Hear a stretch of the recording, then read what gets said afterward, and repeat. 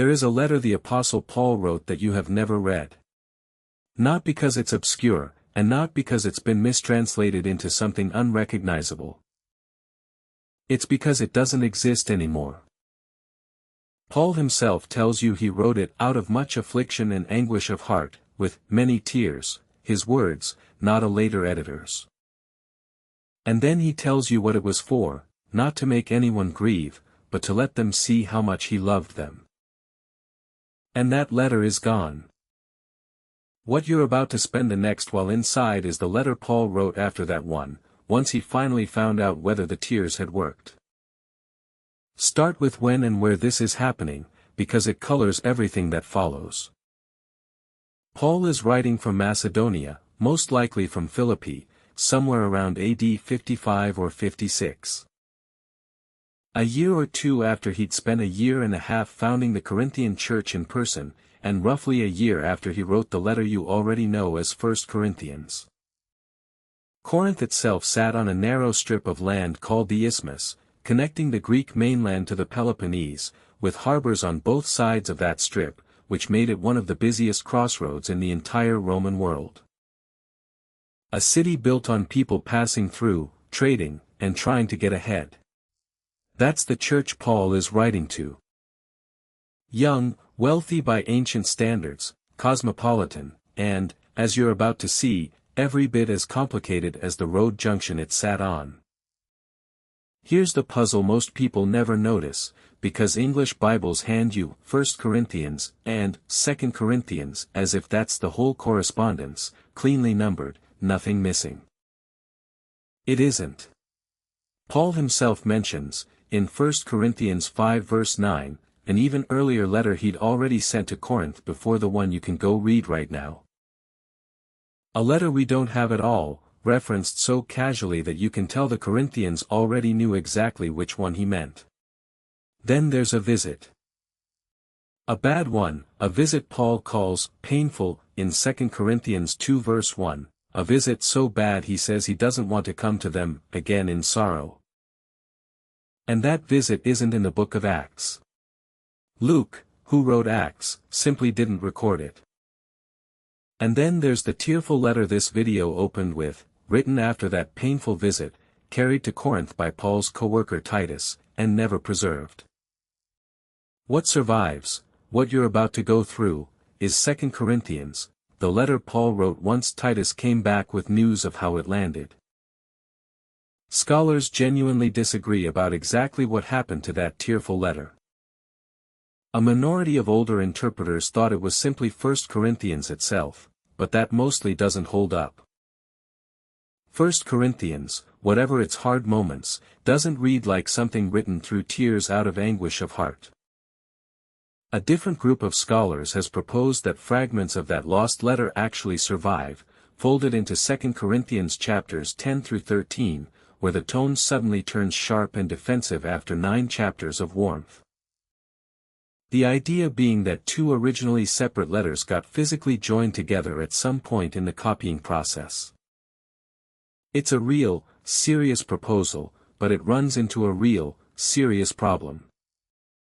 Not one single ancient manuscript, not one early Christian writer who quotes this letter, ever hints that 2 Corinthians was 2 documents. The earliest papyrus copy we have.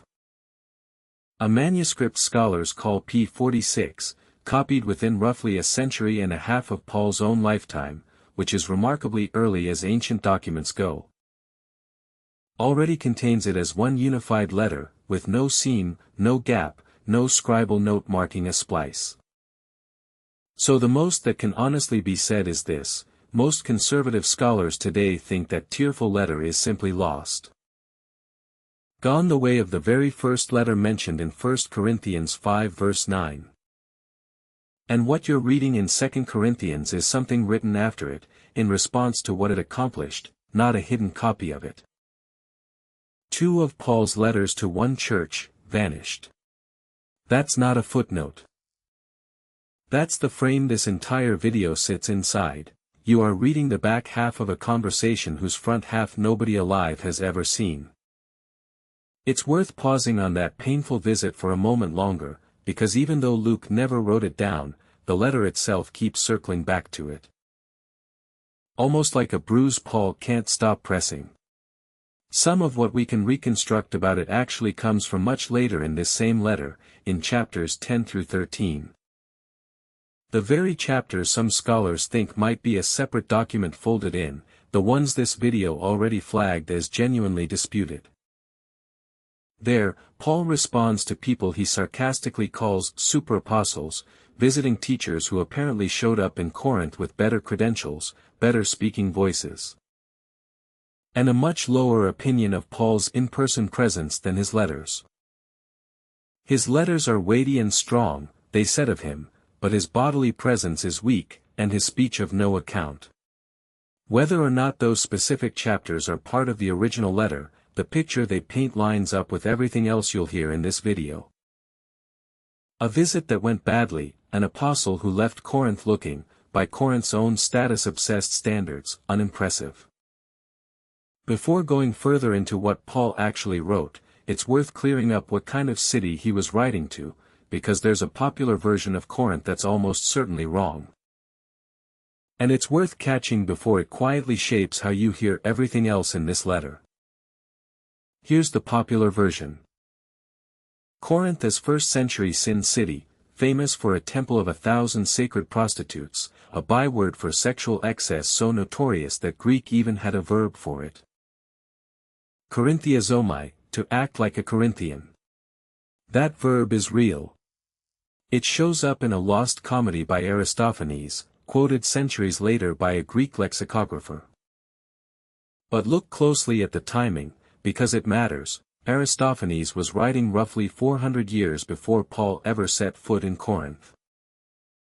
And the city Aristophanes was mocking wasn't the city Paul walked into at all.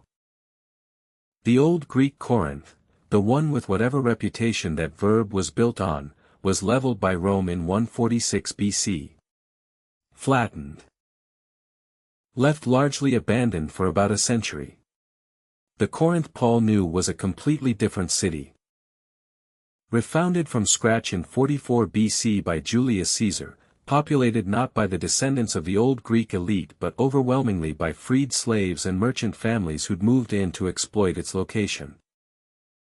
Modern classicists who specialize in Roman Corinth have looked hard for archaeological evidence of the sacred prostitution story and haven't found it. The leading view now is that the old reputation was already antiquarian gossip by Paul's day, a legend about a city that no longer existed in that form, not a live description of the place he was actually writing to. So if it wasn't a sex industry capital, what was actually wrong in Corinth? The real, well-documented problem was status. Picture who was living there. Freed slaves who'd bought or earned their way out of bondage, arriving in a brand new Roman colony with no old aristocracy already occupying the top of the social ladder. Which meant, for the first time in their lives, the ladder was climbable. Historians who've studied the names and backgrounds of Corinth's actual civic officials have found that a striking number of them came from freedman families. Families whose grandparents had been property, now naming their sons after prominent Romans and competing hard for visible public honor. Corinth even had its own recurring, citywide stage for that competition. Every 2 years, the city hosted the Isthmian Games, one of the 4 great Panhellenic athletic festivals of the ancient world, second in prestige only to the Olympics themselves. A citywide spectacle of exactly the kind of public glory and crowd-pleasing performance Corinth's climbers were hungry for, and exactly the kind of performance Paul refuses to put on. It's likely no accident that in his other letter to this same church, Paul reaches for the imagery of that very stadium. Runners competing for a perishable wreath, athletes who exercise self-control in all things. Because it was imagery his Corinthian readers would have watched with their own eyes every other year, not a metaphor imported from somewhere else. Archaeologists have even found physical evidence of exactly this climbing in action. A paving stone uncovered in the ruins of Corinth, carved with an inscription recording that a city official named Erastus laid the pavement at his own expense in exchange for his public office. A real, stone-and-mortar advertisement of one man's status, sitting in the middle of a public square for everyone in the city to walk past. Some scholars think this might even be the same Erastus Paul mentions in Romans 16 verse 23 as the city treasurer, a member of Paul's own church who apparently kept climbing that Roman civic ladder even after his conversion. That's not a city obsessed with sex. That's a city obsessed with status, with who's moved up, who's still stuck, who gets invited to speak, whose name gets remembered. And if you've read even a little of 1 Corinthians, that should sound familiar. Rival factions bragging about which apostle they follow, arguments over whose spiritual gifts rank higher, lawsuits between believers competing to win in front of Roman judges, a church quietly ranking itself by rhetorical polish and social credentials. The vice at the center of Corinth wasn't a temple. It was a hierarchy everyone was fighting to climb. And that is exactly the atmosphere Paul is defending himself inside of when he writes 2 Corinthians, because his opponents there weren't accusing him of sexual scandal. They were accusing him of not being impressive enough. One more detail worth noticing before you get to the letter's actual opening line: Paul doesn't sign it alone. Paul, an apostle of Christ Jesus by the will of God, and Timothy our brother.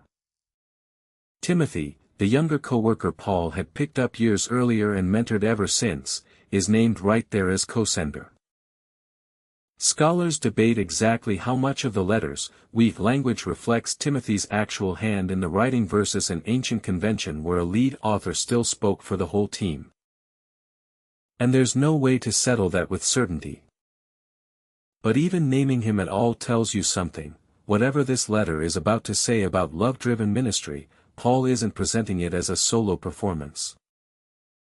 He's writing as part of a team that had already been through Ephesus, Troas, and Macedonia together. Which brings you to where 2 Corinthians actually opens, not with an argument, but with a word Paul can't stop repeating. Count it yourself if you want. In the first 7 verses of this letter, some form of one Greek word shows up roughly 10 times. Paraklesis, usually translated comfort, though that English word undersells it. Parakalion, the verb form, is closer to come alongside and strengthen, the word used for an advocate called in to stand with someone, not just a person patting your hand. Blessed be the God and Father of our Lord Jesus Christ, the Father of mercies and God of all comfort, who comforts us in all our affliction, so that we may be able to comfort those who are in any affliction, with the comfort with which we ourselves are comforted by God. Read that sentence slowly and you can hear the word ringing like a struck bell. Comfort, comforts, comfort, comforted, comfort. Paul builds an entire theology of ministry out of one repeated word before he's even told you what happened to him. Notice, too, the title he opens with, the Father of Mercies. That's not a phrase Paul invents on the spot. It echoes a whole vein of Old Testament language, the God who describes his own compassion in Isaiah as tender enough to compare to a mother who cannot forget her nursing child, the God whose opening word to a beaten-down, exiled people in Isaiah 40 is simply, comfort, comfort my people. Paul isn't handing the Corinthians a new idea about God. He's telling them that the same God who spoke that word over Israel centuries earlier is the one currently speaking it over him. In real time, in the middle of whatever he's about to describe next. And notice the shape of the sentence itself: comfort doesn't stop with Paul. So that we may be able to comfort those who are in any affliction, with the comfort with which we ourselves are comforted. It moves through him towards someone else, on purpose, which means whatever Paul survives isn't wasted even before you know what it was. It's already being described as raw material for comforting somebody else down the line, long before Paul tells you what that affliction actually cost him. Then, 3 verses later, he tells you what that affliction actually was. We do not want you to be ignorant, brothers, of the affliction we experienced in Asia. We were so utterly burdened beyond our strength that we despaired of life itself. Indeed, we felt that we had received the sentence of death. That is about as bleak a sentence as the Apostle Paul ever wrote, and here's the honest answer to what specifically happened. Nobody knows for certain. Some point to the riot in Ephesus recorded in Acts 19, when a mob of silversmiths nearly tore the city apart over Paul's preaching threatening their idol-making business. It's the only major Asia-based crisis Acts records anywhere near this window. But Acts never actually shows Paul himself in mortal danger during that riot. He's kept out of the theater by his own friends. Which leaves a real gap between what Luke narrates and what Paul says he personally survived. Others point to an offhand line Paul drops earlier, in 1 Corinthians 15 verse 32, about having fought with wild beasts at Ephesus.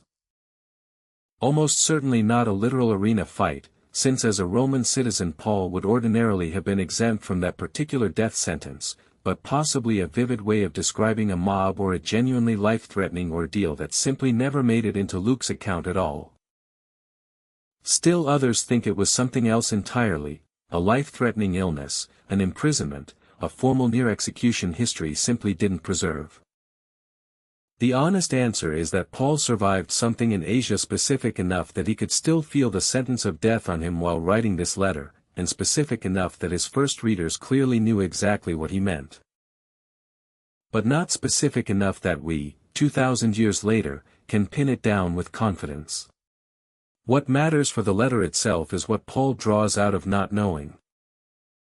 That the God who comforts him in that affliction is the same God he's now telling the Corinthians to trust when their own troubles feel like a death sentence. Paul actually spells out the purpose he found in it himself, a verse later. That was to make us rely not on ourselves but on God who raises the dead. Notice what he doesn't say.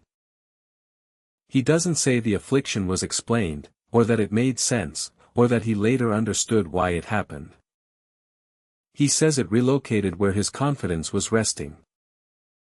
Off of his own strength, which had just proven it wasn't enough, and onto a God whose specialty, by definition, is doing something with situations that are already past saving. He even ties that confidence to something concrete rather than leaving it abstract, who delivered us from such a deadly peril, and he will deliver us. On him we have set our hope that he will deliver us again. 3 verb tenses in one breath, delivered, will deliver again.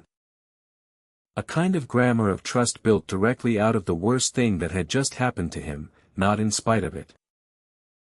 If you're finding value in this kind of close reading, tracing a book of the Bible through its Greek vocabulary and its actual historical background instead of skimming the English, this channel does one of these deep dives most weeks.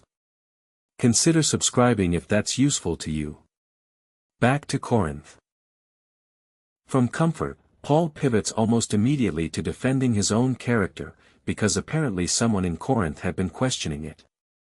Our boast is this: the testimony of our conscience that we behaved in the world with simplicity and godly sincerity. There's a small, honest textual wrinkle worth knowing about in that verse. The ancient manuscripts actually split on one word here. Some of the oldest and strongest copies read holiness instead of simplicity. 2 Greek words, hagiotes and haplos, that differ by only a couple of letters, the kind of thing a tired scribe could easily swap by accident copying page after page by candlelight.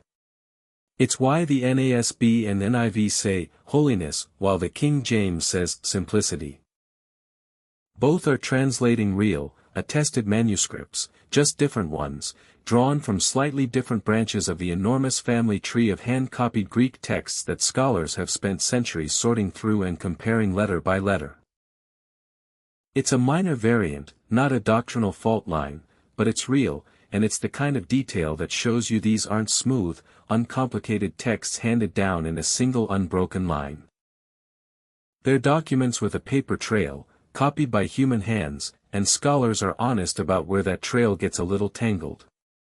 What both readings agree on, though, is the second word, sincerity. Eilokrinia in Greek, a word that literally pictures something you could hold up to sunlight and see straight through, no hidden seams, nothing added to bulk it out. One older, less certain guess about the word's origin even ties it to exactly that picture, judging something by sunlight, eilokrinia, rather than by flickering lamplight where flaws and cracks stay hidden. Scholars aren't fully agreed the word actually breaks down that way linguistically, but the image fits everything Paul is claiming about himself so well that it's easy to see why the connection gets made, a conscience that holds up the same whether you're looking at it in bright daylight or by the dimmest lamp in the room. That word, sincerity, isn't random, because a few verses later Paul names exactly what he refuses to be, using an image ripped straight out of the Corinthian marketplace. We are not, like so many, peddlers of God's word.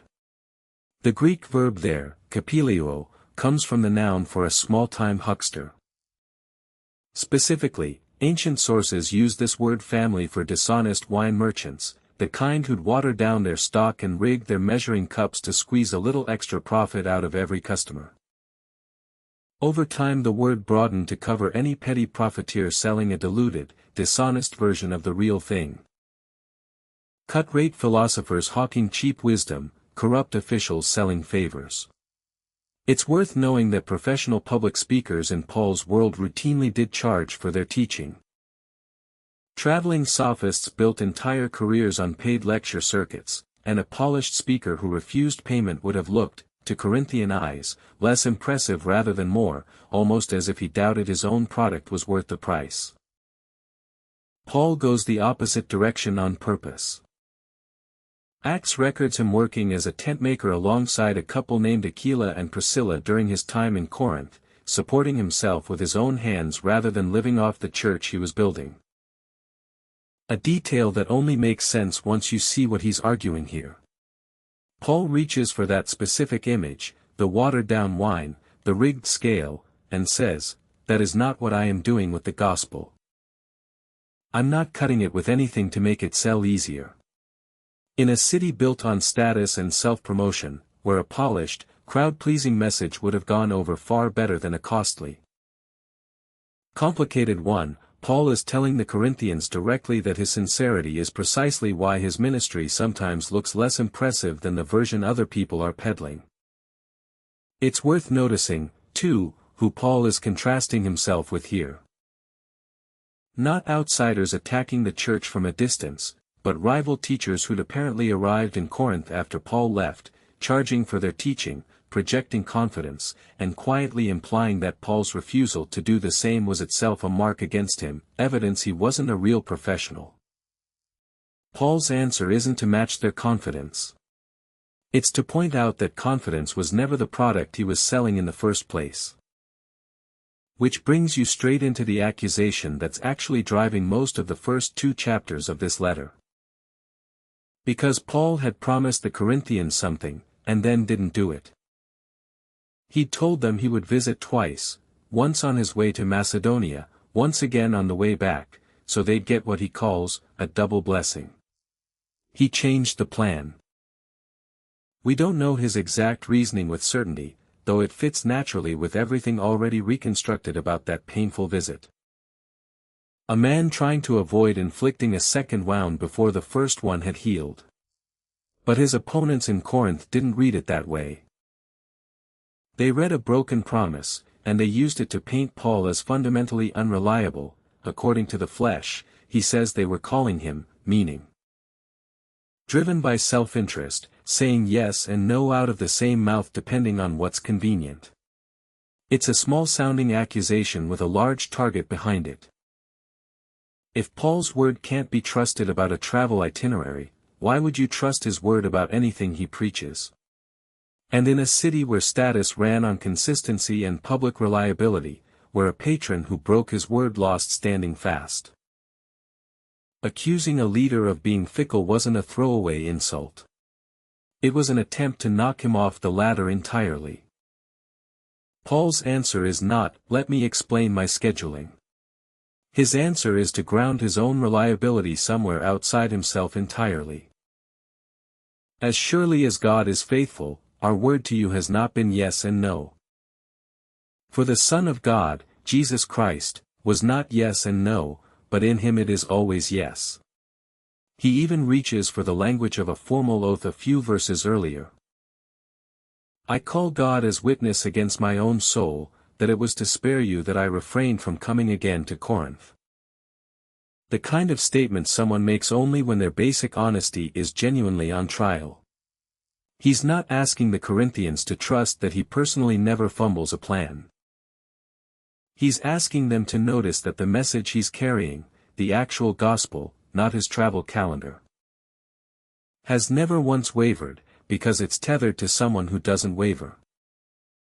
It's an argument built on deflecting attention away from his own consistency and toward God's, which tells you something about how Paul thinks ministry credibility actually works. Not by a leader claiming to be flawless, but by a leader pointing past himself to what doesn't change. It's a genuinely different way of answering a character attack than the instinct most people reach for, which is to defend the record. To list every time you kept your word, every promise you did follow through on. Paul barely bothers. He'd rather concede that the itinerary changed and argue that it doesn't matter nearly as much as everyone in Corinth seems to think it does. Then the letter takes you somewhere unexpectedly personal, into what looks a lot like Paul's own anxiety, described without any attempt to sound composed about it. He'd gone to the city of Troas to preach, and by his own account, an opportunity was wide open there. A door was opened for me in the Lord, he says, the same phrase he uses elsewhere for a genuine, promising ministry opening. Most traveling preachers would call that a win and stay. Paul left. Why? Because Titus, the co-worker he'd sent to Corinth carrying that tearful letter, hadn't shown up yet, and Paul couldn't stand not knowing how the letter had landed. My mind could not rest, he writes, and so he walked away from an open door, genuinely unusual behavior for him. Just to go looking for one friend with news, crossing the Aegean toward Macedonia on the same general sea route he and his companions had already sailed more than once. Chapters later, once he finally picks the story back up, you find out what that waiting cost him, arriving in Macedonia still afflicted at every turn. Conflicts on the outside, fears within. And then relief, arriving not through a vision or a miracle, but through the ordinary, human comfort of the coming of Titus. Specifically, through the news Titus brought that the Corinthians actually longed for Paul, mourned over what had happened, and still cared. It's a small, unguarded window into how Paul actually did ministry. Not managing people from a safe emotional distance, but tying his own peace of mind to whether one specific relationship, with one specific church, was still intact. Picture the actual waiting involved. No letters that could arrive in an afternoon, no way to check in, just an apostle pacing a foreign city, unable to fully enjoy a genuine ministry opportunity in front of him, because somewhere across open water a friend was carrying news he couldn't yet read. And what Titus told him about that church becomes the hinge the whole middle of this letter turns on, because the tearful letter had clearly worked. But Paul is careful to specify exactly what kind of working he means. I see that my letter grieved you, though only for a while. As it is, I rejoice, not because you were grieved, but because you were grieved into repenting. Then comes the distinction the whole passage is built around. Godly grief produces a repentance that leads to salvation without regret, whereas worldly grief produces death. Two different Greek phrases for two different kinds of sorrow. Lupe kata theon, grief that lines up with God, versus he tu cosmo lupe, the world's grief, and the difference isn't how intensely you feel bad. It's what the feeling turns into. Worldly grief is the sorrow of getting caught, the sting of embarrassment or consequence, and left on its own it curdles. It doesn't reach toward anyone, doesn't change anything, and Paul says flatly that it produces death. Godly grief is uncomfortable in exactly the same way, but it turns, toward God, toward the person you hurt, toward an actual change in direction. Which is why Paul can say it leads to salvation, without regret. You don't look back on it and wish it hadn't happened, because something real came out on the other side of it. Later in this same letter Paul actually lists what that turning looked like on the ground in Corinth, and the list is almost breathless. What earnestness this godly grief has produced in you, but also what eagerness to clear yourselves, what indignation, what fear, what longing, what zeal, what punishment. 7 different reactions, stacked up one after another, all flowing out of one kind of sorrow. Which is Paul's own proof that this wasn't a church quietly nursing a grudge, but a church that let the grief actually move it. It's the difference, in the 2 most famous parallel cases from the Gospels, between Judas's remorse, which folded in on itself and ended in death, and Peter's weeping after his denial, which turned into restoration. Paul never names either man in this letter. That comparison is the church's own long habit of reading these 2 griefs side by side. But it's the clearest picture available of what he means by the difference. That grief in Corinth apparently centered on one specific person, someone the church had already disciplined by the time Paul is writing. And here the letter forces you to correct a mistake a lot of readers make on autopilot. It's tempting to assume this is the same man from 1 Corinthians 5, the one Paul told the church to expel over a scandalous relationship. Most careful readers of the letter today think that's actually wrong. The situations don't match. In 1 Corinthians 5, Paul names the offense specifically and demands action the church hadn't yet taken. Here, in 2 Corinthians 2, Paul speaks about a punishment the majority of the church has already carried out, doesn't specify what the offense even was, and spends the entire passage arguing for forgiveness rather than judgment. The more likely reconstruction, genuinely still debated, but the direction most modern commentators lean, is that this is a different person altogether. Someone who personally confronted, insulted, or defied Paul during that painful visit, was disciplined by the congregation afterward, and is now, by the time Paul writes this letter, at risk of being crushed by the very punishment meant to correct him. The punishment inflicted by the majority is enough for such a person, so you should rather turn to forgive and comfort him, or he may be overwhelmed by excessive sorrow. Paul goes a step further than just recommending mercy. He explains exactly what he's afraid will happen if the church doesn't act, so that we would not be outwitted by Satan. For we are not ignorant of his designs. That's a striking accusation to make about a church's own discipline process. Paul isn't worried the church punished too gently. He's worried that an unforgiven, unrestored offender becomes exactly the kind of open wound an enemy knows how to work on. Turning correction meant to heal into despair that finishes the job destruction was already aiming for. Notice what Paul is defending against here, not too little discipline, but too much. A church that knows how to punish and hasn't yet learned when to stop. He even asks the church to do something specific and public about it, not just privately let the matter drop. I beg you to reaffirm your love for him. Not merely tolerate him back into the room, reaffirm, visibly, in front of the same congregation that had visibly disciplined him in the first place.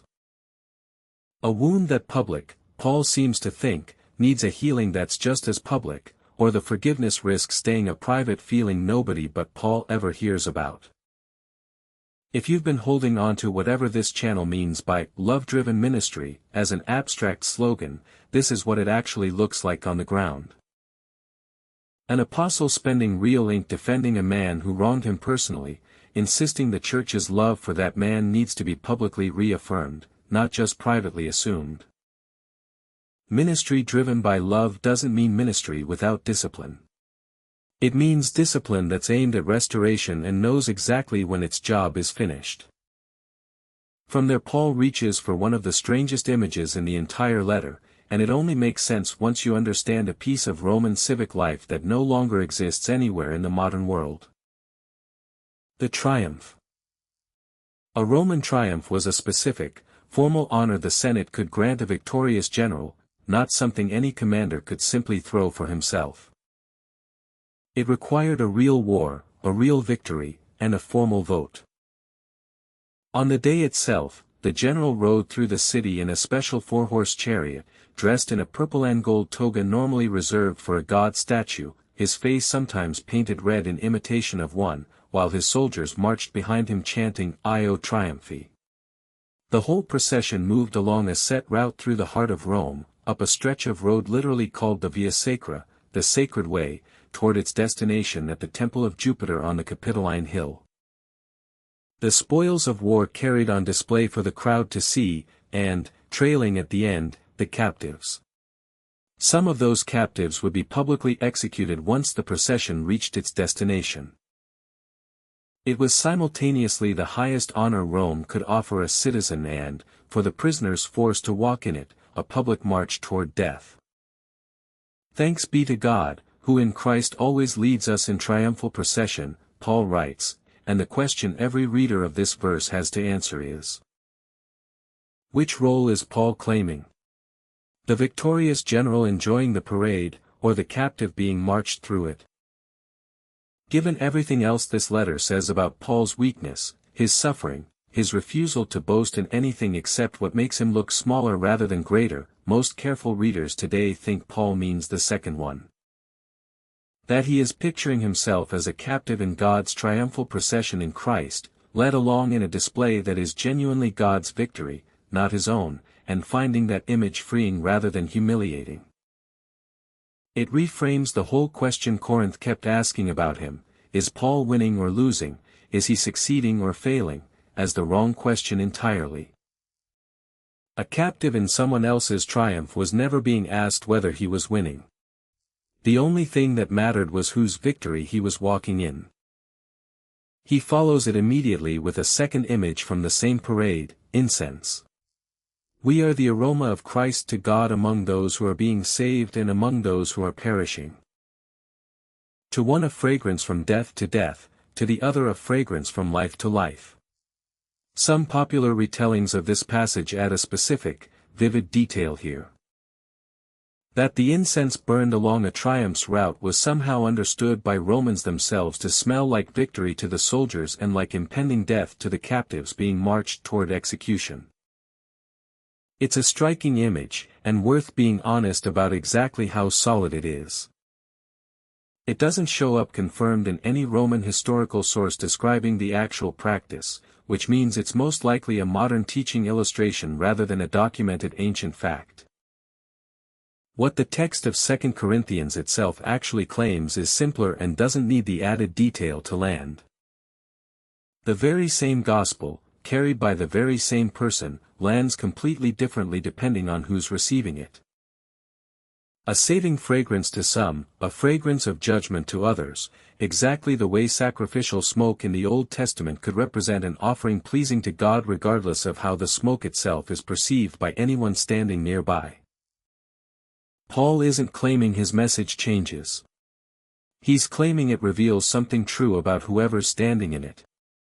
And he immediately admits how heavy that responsibility feels to carry.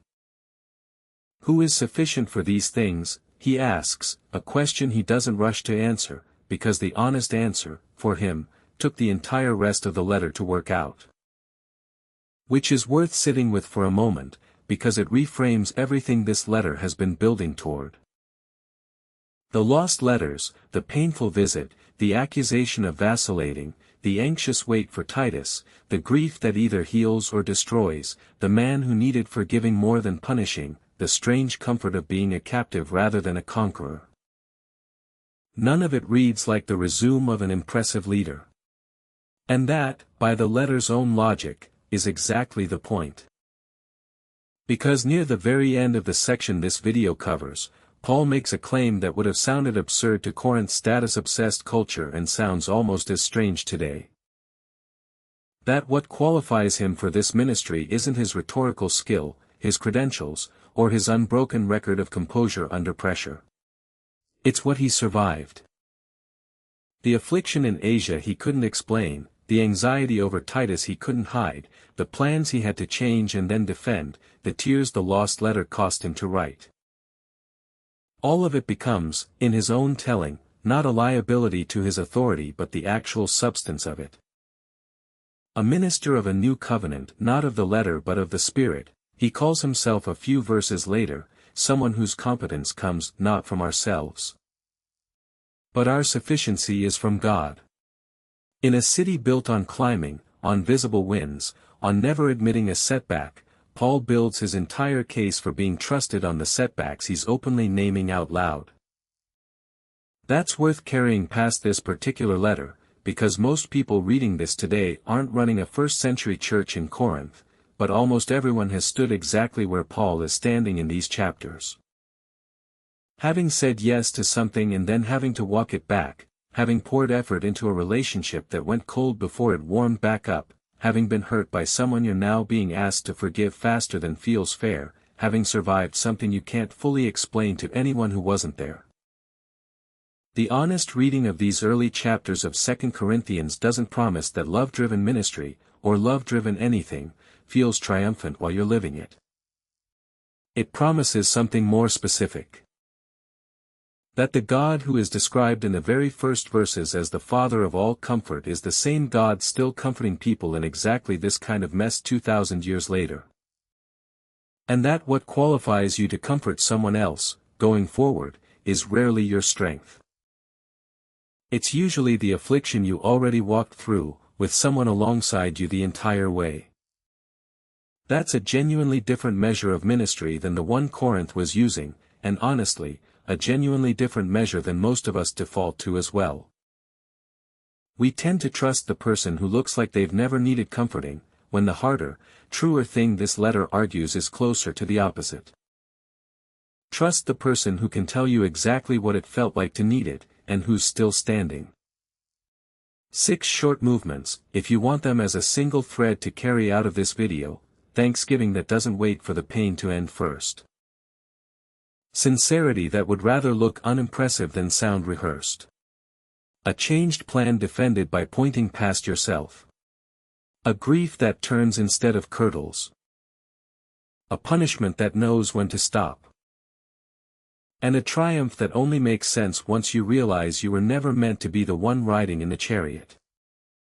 So go back, one more time, to the very beginning of this video. To the letter you'll never get to read, the one written with many tears, out of anguish of heart, not to cause grief but to prove how much one man loved a church that had every reason to doubt it. That letter is gone. But everything you just spent the last while inside. The comfort, the sincerity, the changed plans, the anxious wait, the godly grief, the forgiven offender, the captive in the procession, the fragrance that means 2 different things to 2 different people. All of it only exists because that lost letter did its work first. Sometimes the parts of your story nobody else ever gets to read are exactly the parts that make the rest of it possible.